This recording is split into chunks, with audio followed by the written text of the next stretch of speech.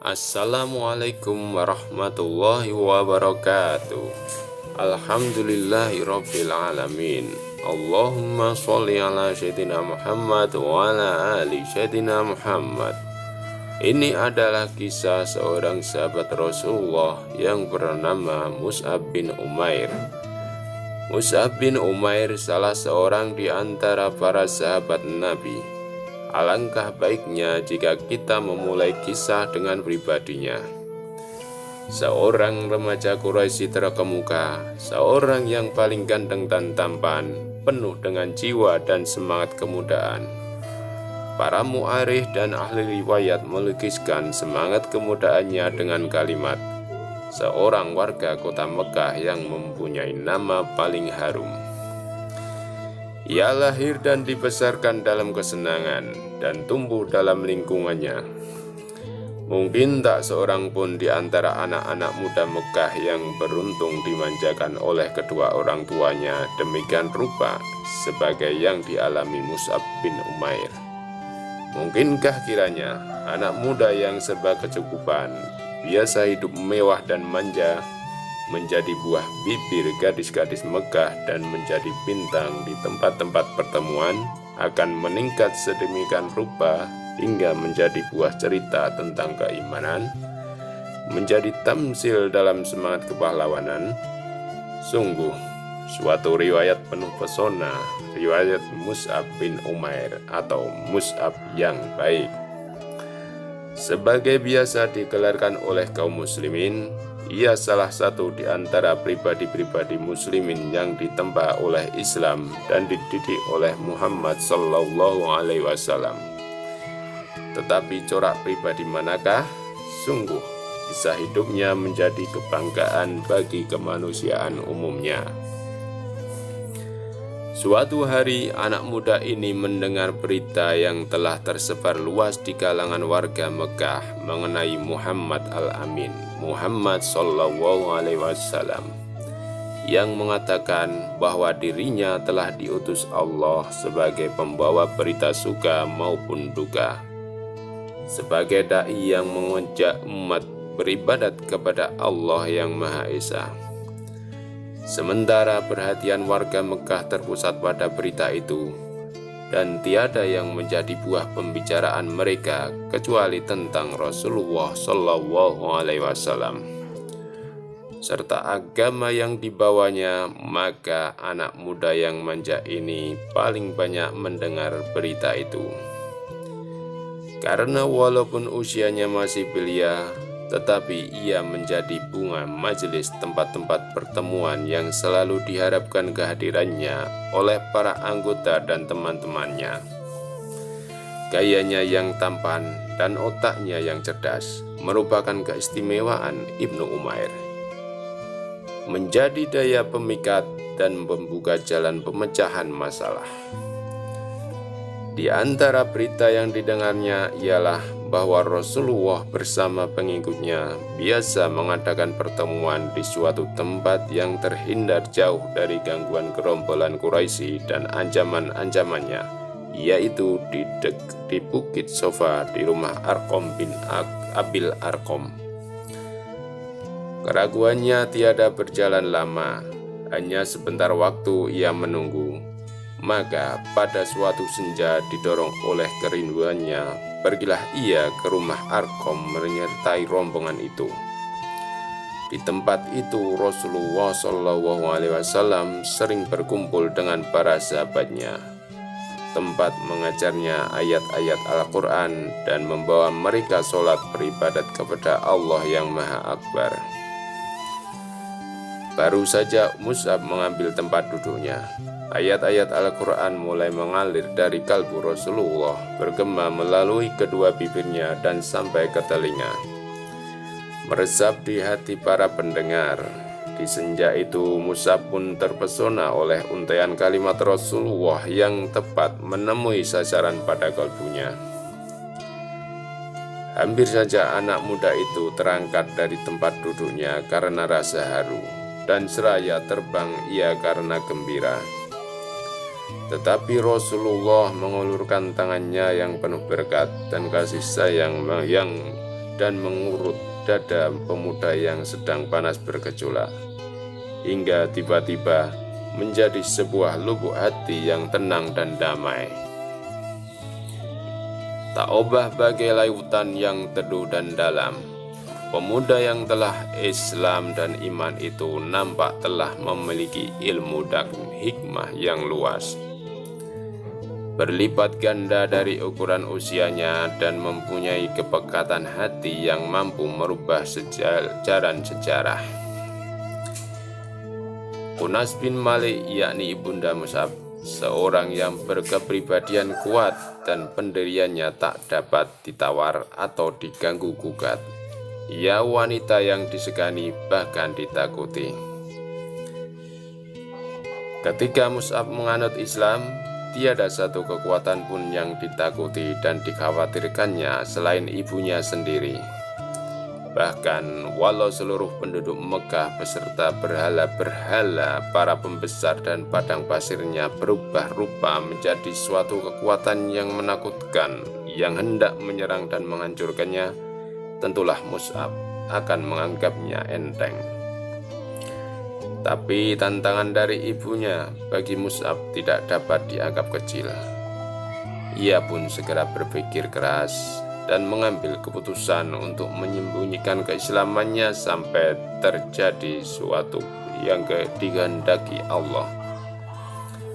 Demikianlah ia senantiasa bolak-balik ke rumah Arqam menghadiri majelis Rasulullah, sedang hatinya merasa bahagia dengan keimanan dan sedia menebusnya dengan amarah murka ibunya yang belum mengetahui berita keislamannya. Tetapi di kota Mekah tiada rahasia yang tersembunyi, apalagi dalam suasana seperti itu.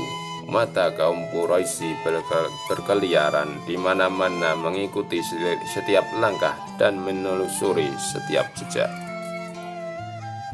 Kebetulan seorang yang bernama Utsman bin Talhah melihat Mus'ab memasuki rumah Arqam secara sembunyi. Kemudian pada hari yang lain dilihatnya pula ia salat seperti Muhammad SAW.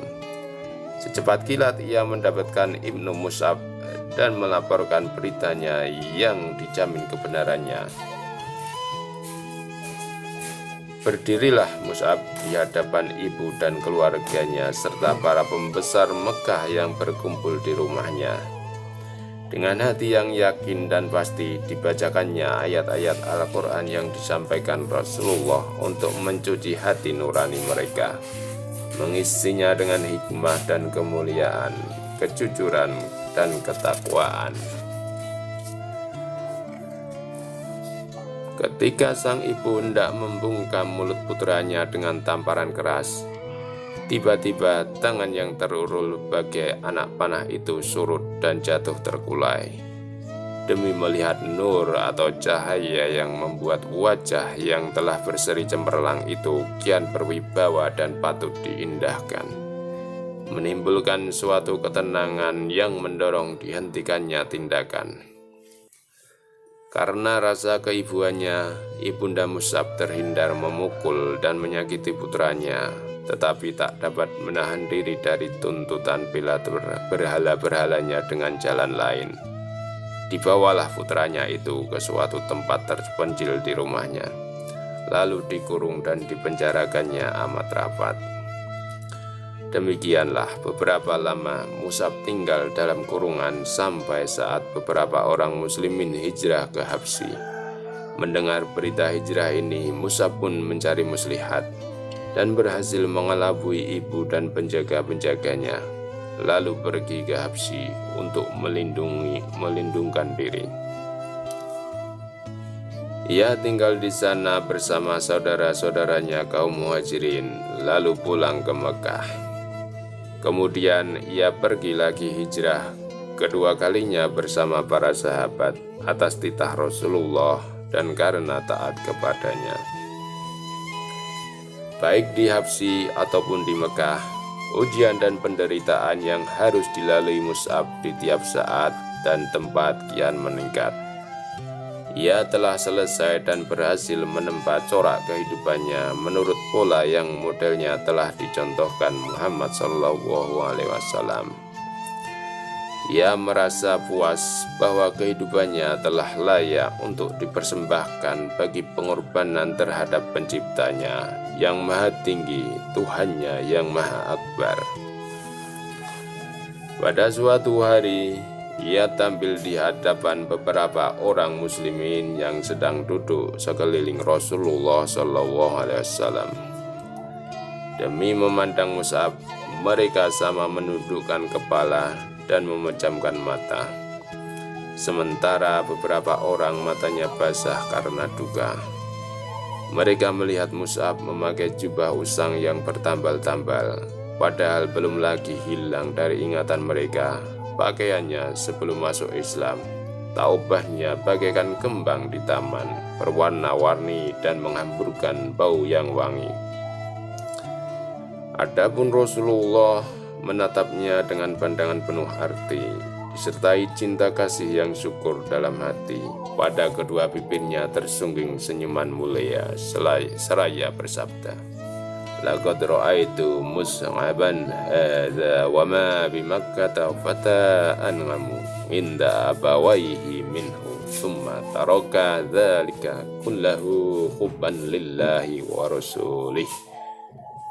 Dahulu saya lihat Mus'ab ini tak ada yang mengimbangi dalam memperoleh kesenangan dari orang tuanya. Kemudian ditinggalkannya semua itu demi cintanya kepada Allah dan Rasulnya. Semenjak ibu merasa putus asa untuk mengembalikan Mus'ab kepada agama yang lama, ia telah menghentikan segala pemberian yang biasa dilimpahkan kepadanya. Bahkan ia tak sudi nasinya dimakan orang yang telah mengingkari berhala dan patut beroleh kutukan daripadanya, walau anak kandungnya sendiri. Akhir pertemuan Mus'ab dengan ibunya ketika perempuan itu hendak mencoba mengurungnya lagi sewaktu ia pulang dari Habsyi. Ia pun bersumpah dan menyatakan tekadnya untuk membunuh orang-orang suruhan ibunya bila rencana itu dilakukan. Karena sang ibu telah mengetahui kebulatan tekad putranya yang telah mengambil satu keputusan, tak ada jalan lain baginya kecuali melepasnya dengan cucuran air mata. Sementara Mus'ab mengucapkan selamat berpisah dengan menangis pula. Saat perpisahan itu menggambarkan kepada kita kegigihan luar biasa dalam kekafiran pihak ibu. Sebaliknya, kebulatan tekad yang lebih besar dalam mempertahankan keimanan dari pihak anak. Ketika sang ibu mengusirnya dari rumah sambil berkata, "Pergilah sesuka hatimu, aku bukan ibumu lagi." Maka Mus'ab pun menghampiri ibunya sambil berkata, "Wahai bunda, telah anakanda sampaikan nasihat kepada bunda, dan anakanda menaruh kasihan kepada bunda. Karena itu saksikanlah bahwa tiada Tuhan melainkan Allah, dan Muhammad adalah hamba dan utusannya." Dengan murka dan naik darah ibunya menyaut, "Demi bintang, sekali-sekali aku tak akan masuk ke dalam agamamu itu."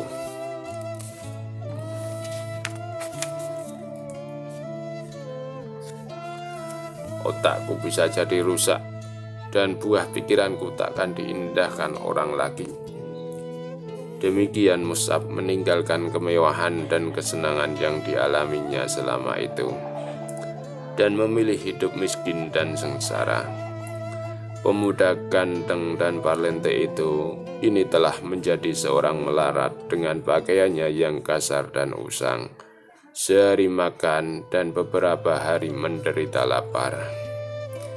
Tapi jiwanya yang telah dihiasi dengan akidah suci dan cemerlang berkat sebuah nur ilahi, telah merubah dirinya menjadi seorang manusia lain, yaitu manusia yang dihormati, penuh wibawa dan disegani. Suatu saat Mus'ab dipilih Rasulullah untuk melakukan suatu tugas maha penting saat itu. Ia menjadi duta atau utusan Rasul ke Madinah untuk mengajarkan seluk-beluk agama kepada orang-orang Ansor yang telah beriman dan baiat kepada Rasulullah di Bukit Aqobah. Di samping itu, mengajak orang-orang lain untuk menganut agama Allah, serta mempersiapkan kota Madinah untuk menyambut hijratul Rasul sebagai peristiwa besar. Sebenarnya di kalangan sahabat ketika itu masih banyak yang lebih tua, lebih berpengaruh dan lebih dekat hubungan kekeluargaannya dengan Rasulullah daripada Mus'ab. Tetapi Rasulullah menjatuhkan pilihannya kepada Mus'ab yang baik, dan bukan tidak menyadari sepenuhnya bahwa beliau telah memikulkan tugas amat penting ke atas pundak pemuda itu, dan menyerahkan kepadanya tanggung jawab nasib agama Islam di kota Madinah, suatu kota yang tak lama lagi akan menjadi kota tepatan atau kota hijrah, pusat para dai dan dakwah, tempat berhimpunnya penyebar agama dan pembela Islam. Mus'ab memikul amanat itu dengan bekal karunia Allah kepadanya, berupa pikiran yang cerdas dan budi yang luhur. Dengan sifat zuhud, kejujuran, dan kesungguhan hati, ia berhasil melunakkan dan menawan hati penduduk Madinah hingga mereka berduyun-duyun masuk Islam. Sesampainya di Madinah, didapatinya kaum muslimin di sana tidak lebih dari 12 orang, yakni hanya orang-orang yang telah baiat di Bukit Aqobah. Tetapi tiada sampai beberapa bulan kemudian, meningkatlah orang yang sama-sama memenuhi panggilan Allah dan Rasul-Nya. Pada musim haji berikutnya dari perjanjian Aqobah, kaum muslimin Madinah mengirim perutusan yang mewakili mereka menemui Nabi, dan perutusan itu dipimpin oleh guru mereka, oleh duta yang dikirim Nabi kepada mereka, yaitu Mus'ab bin Umair. Dengan tindakannya yang tepat dan bijaksana, Mus'ab bin Umair telah membuktikan bahwa pilihan Rasulullah SAW atas dirinya itu tepat. Ia memahami tugas dengan sepenuhnya hingga tak terlanjur melampaui batas yang telah ditetapkan. Ia sadar bahwa tugasnya adalah menyeru kepada Allah, menyampaikan berita gembira lahirnya suatu agama yang mengajak manusia mencapai hidayah Allah, membimbing mereka ke jalan yang lurus. Akhlaknya mengikuti pola hidup Rasulullah yang diimaninya, yang mengemban kewajiban hanya menyampaikan belaka. Di Madinah, Mus'ab tinggal sebagai tamu di rumah As'ad bin Jarrah. Dengan didampingi As'ad, ia pergi mengunjungi kabilah-kabilah, rumah-rumah, dan tempat-tempat pertemuan untuk membacakan ayat-ayat kitab suci dari Allah, menyampaikan kalimatullah bahwa Allah Tuhan yang Maha Esa secara hati-hati. Pernah ia menghadapi beberapa peristiwa yang mengancam keselamatan diri dan sahabatnya, yang nyaris celaka kalau tidak karena kecerdasan akal dan kebesaran jiwanya. Suatu hari ketika ia sedang memberikan petuah kepada orang-orang, tiba-tiba disergap Usaid bin Hudayr, kepala suku kabilah Abdul Ashihal di Madinah. Usaid menodong Mus'ab dengan menyentakkan lembingnya. Bukan main marah dan murkanya Usaid menyaksikan Mus'ab yang dianggap akan mengacau dan menyelewengkan anak buahnya dari agama mereka, serta mengemukakan Tuhan yang Maha Esa yang belum pernah mereka kenal dan dengar sebelum itu. Padahal menurut anggapan Usaid, Tuhan-Tuhan mereka yang bersimpuh lena di tempatnya masing-masing mudah dihubungi secara konkret. Jika seorang memerlukan salah satu di antaranya, tentulah ia akan mengetahui tempatnya dan segera pergi mengunjunginya untuk memaparkan kesulitan serta menyampaikan permohonan. Demikianlah yang tergambar dan terbayangkan dalam pikiran suku Abdul Ashihal. tetapi Tuhannya Muhammad SAW yang diserukan beribadah kepadanya oleh utusan yang datang kepada mereka itu. Dialah yang mengetahui tempatnya dan tak seorang pun yang dapat melihatnya. Demi dilihat kedatangan Usaid bin Hudzair yang murka bagikan api sedang berkorban kepada orang-orang Islam yang duduk bersama Mus'ab. Mereka pun merasa kecut dan takut, tetapi Mus'ab yang baik tetap tinggal tenang dengan air muka yang tidak berubah. Bagaikan singa hendak menerkam, Usaid berdiri di depan Mus'ab dan Asad bin Syaroroh. Bentaknya, "Apa maksud kalian datang ke kampung kami ini? Apakah hendak membodohi rakyat kecil kami? Tinggalkan segera tempat ini, jika tak ingin segera nyawa kalian melayang." Seperti tenang dan mantapnya samudera dalam, laksana terang dan damainya cahaya fajar, terpancarlah ketulusan hati Mus'ab yang baik, dan bergeraklah lidahnya mengeluarkan ucapan halus. Katanya, "Kenapa Anda tidak duduk dan mendengarkan dulu? Seandainya Anda menyukai nanti, Anda dapat menerimanya. Sebaliknya jika tidak, kami akan menghentikan apa yang tidak Anda sukai itu." Sebenarnya Usaid seorang berakal dan berpikiran sehat, dan sekarang ini ia diajak oleh Mus'ab untuk berbicara dan meminta pertimbangan kepada hati nuraninya sendiri. Yang dipintanya hanyalah agar ia bersedia mendengar dan bukan lainnya. Jika ia menyetujui, ia akan membiarkan Mus'ab, dan jika tidak, maka Mus'ab berjanji akan meninggalkan kampung dan masyarakat mereka untuk mencari tempat dan masyarakat lain, dengan tidak merugikan ataupun dirugikan orang lain. "Sekarang saya insaf," ujar Usaid, lalu menjatuhkan lempingnya ke tanah dan duduk mendengarkan. Demi Mus'ab membacakan ayat-ayat Al-Quran dan menguraikan dakwah yang dibawa oleh Muhammad bin Abdullah SAW. Maka dada Usaid pun mulai terbuka dan bercahaya, beralun berirama mengikuti naik turunnya suara serta meresapi keindahannya. Dan belum lagi Mus'ab selesai dari uraiannya, Usaid pun berseru kepada sahabatnya. Alangkah indah dan benarnya ucapan itu, dan apakah yang harus dilakukan oleh orang yang hendak masuk agama ini? Maka sebagai jawaban gemuruhlah suara tahlil serempak seakan hendak mengguncangkan bumi. Kemudian ujar Usab, "Hendaklah ia mensucikan diri, pakaian dan badannya, serta bersaksi bahwa tiada Tuhan yang hak diibadahi melainkan Allah." Beberapa lama Usaid meninggalkan mereka, kemudian kembali sambil memeras air dari rambutnya. Lalu ia berdiri sambil menyatakan pengakuannya bahwa tiada Tuhan yang hak diibadahi melainkan Allah dan bahwa Muhammad itu utusan Allah. Secepatnya berita itu pun tersiarlah. Keislaman Usaid disusul oleh kehadiran Sa'ad bin Mu'adz.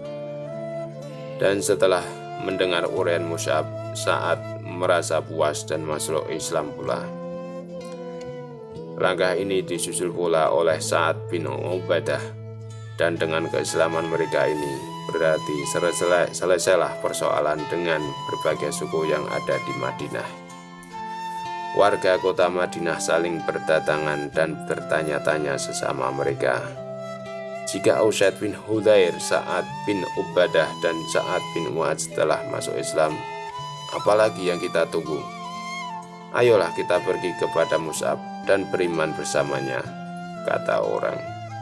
Kebenaran itu terpancar dari celah-celah giginya. Demikianlah duta Rasulullah yang pertama telah mencapai hasil gemilang yang tiada taranya, suatu keberhasilan yang memang wajar dan layak diperolehnya. Hari-hari dan tahun-tahun pun berlalu, dan Rasulullah bersama para sahabatnya hijrah ke Madinah. Orang-orang Quraisy semakin geram dengan dendamnya. Mereka menyiapkan tenaga untuk melanjutkan tindakan kekerasan terhadap hamba-hamba Allah yang soleh. Terjadilah perang Badar dan kaum Quraisy pun beroleh pelajaran pahit yang menghabiskan sisa-sisa pikiran sehat mereka, hingga mereka berusaha untuk menembus kekalahan. Kemudian datanglah giliran perang Uhud, dan kaum muslimin pun bersiap-siap mengatur barisan.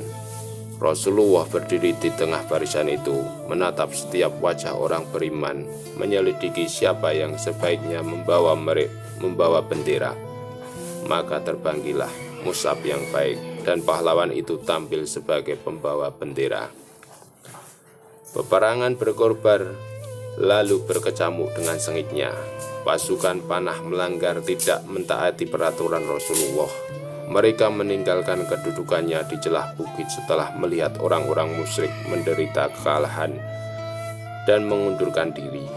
Perbuatan mereka itu secepatnya merubah suasana hingga kemenangan kaum muslimin beralih menjadi kekalahan. Dengan tidak diduga, pasukan berkuda Quraisy menyerbu kaum muslimin dari puncak bukit. Lalu tombak dan pedang pun berdentang bagaikan mengamuk, membantai kaum muslimin yang tengah kacau balau. Melihat barisan kaum muslimin porak-poranda, musuh pun menunjukkan serangan ke arah Rasulullah dengan maksud menghantamnya. Mus'ab bin Umair menyadari suasana gawat ini, maka diacungkannya bendera setinggi-tingginya dan bagaikan ngauman singa ia bertakbir sekeras-kerasnya, lalu maju ke muka, melompat, mengelak dan berputar lalu menerkam. Minatnya tertuju untuk menarik perhatian musuh kepadanya dan melupakan Rasulullah SAW. Dengan demikian dirinya pribadi bagaikan membentuk barisan tentara. Sungguh, walaupun seorang diri, tetapi Mus'ab bertempur laksana pasukan tentara besar. Sebelah tangannya memegang bendera bagaikan tameng kesaktian, sedang yang sebelah lagi menebaskan pedang dengan matanya yang tajam. Tetapi musuh kian bertambah banyak juga. Mereka hendak menyeberang dengan menginjak-injak tubuhnya untuk mencapai Rasulullah. Sekarang marilah kita perhatikan saksi mata yang akan menceritakan saat-saat terakhir pahlawan besar Mus'ab bin Umair. Berkata Ibnu Sa'ad, diceritakan kepada kami oleh Ibrahim bin Muhammad bin Surahbil al-Ghadari dari bapaknya. Ia berkata, Mus'ab bin Umair adalah pembawa bendera perang di Uhud. Tatkala barisan kaum muslimin pecah, Mus'ab bertahan pada kedudukannya. Datanglah seorang musuh berkuda, Ibnu Kumayyah namanya, lalu menebas tangannya hingga putus. Sementara Mus'ab mengucapkan, Muhammad itu tiada lain hanyalah seorang Rasul yang sebelumnya telah didahului oleh beberapa Rasul. Maka dipegangnya bendera dengan tangan kirinya sambil membungkuk melindunginya. Musuh pun menebas tangan kirinya itu hingga putus pula. Mus'ab membungkuk ke arah bendera, lalu dengan kedua pangkal lengan meraihnya ke dada sambil mengucapkan, Muhammad itu tiada lain hanyalah seorang Rasul dan sebelumnya telah didahului oleh beberapa Rasul. Lalu orang berkuda itu menyerangnya ketiga kali dengan tombak dan menusukkannya hingga tombak itu pun patah. Mus'ab pun gugur dan bendera jatuh. Gugurlah Mus'ab dan jatuhlah bendera. Ia gugur sebagai bintang dan mahkota para syuhada. Dan hal itu dialaminya setelah dengan keberanian luar biasa mengarungi kancah pengorbanan dan keimanan. Di saat itu Mus'ab berpendapat bahwa sekiranya ia gugur, tentulah jalan para pembunuh akan terbuka lebar menuju Rasulullah tanpa ada pembela yang akan mempertahankannya. Demi cintanya yang tiada terbatas kepada Rasulullah dan cemas memikirkan nasibnya nanti ketika ia akan pergi berlalu, setiap kali pedang jatuh menerbangkan sebelah tangannya, dihiburnya dirinya dengan ucapan, Muhammad itu tiada lain hanyalah seorang rasul dan sebelumnya telah didahului oleh beberapa rasul.